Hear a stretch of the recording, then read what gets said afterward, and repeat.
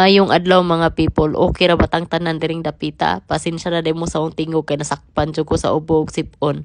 O karong adlaw di ay mga tumiog sibo kay ug mapuhon manglarga sad miog sa Buanga. Maayo na lang gani kay nindot ang panahon kay di jud ning taon sayon magdadaog bata unya ga kurismaot ang panahon. Pero kani noon si Catriona wala jud koy problema ani og parating travel kay di jud ni siya hilakon. Light cut ini nga barko among gisakyan gikan tubigon padung Cebu. Mao jud ni kasagaran among tigsakyan ni di kay moangay siya ani kay convenient kuno kayo. Almost 2 hours ay ang biyahe ani padung Cebu pero fights ra kayo kay sige kaingon ko na convenient ka ayo ning sakyan barkuha. Ambot na demi og Cebu niya tanawon niyo ang bata og adigwa ambot na unsa ni siya. Kanina na siya sigdagan-dagan sa barko niya karon sa taxi o nagkurismaot gikapoy na siguro ni siya. Radisson Blue dami magstay and second time na ninaho magstay ani nga hotel. First time is katong 2021 during COVID. Sa ko sa mga OFW nga naswertihan nga diri gibutang hotel para sa quarantine kay doon daw sa Pier 3 kung asa ko magikan padung uli sa Bohol. Unya tungod kay COVID man lagi so sa back door mi gipaagi. Pero karon nakaagi na gyud ko sa ilang labi. Nindot man day kayo ning hotel dako pag kayo ilang labi.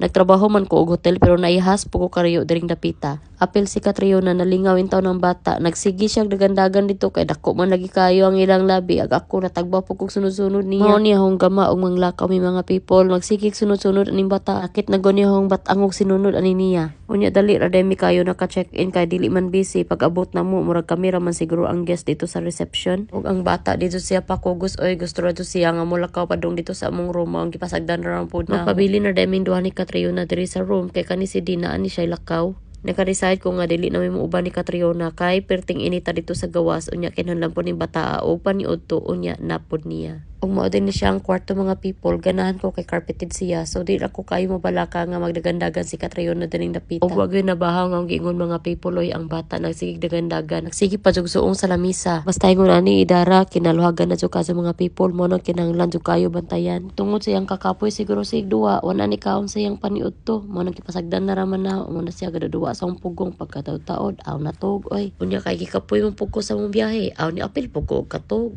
mga duha jud ka oras kapin ang bata natog unya mao na pagmata niya gihatagan no siya og pancake nga niluto no gay ng buntag pero baoy wa man gikaon ug kanon man gani ibalik po niya og luwa. Hapon na nakabalik si Deo unya sakto po nga gipanggutom mo nag-order na lang siya og delivery nga pizza. Unya ang bata kay gutom na siguro po ni siya mo ni kaon na naman siya kapila sa pizza.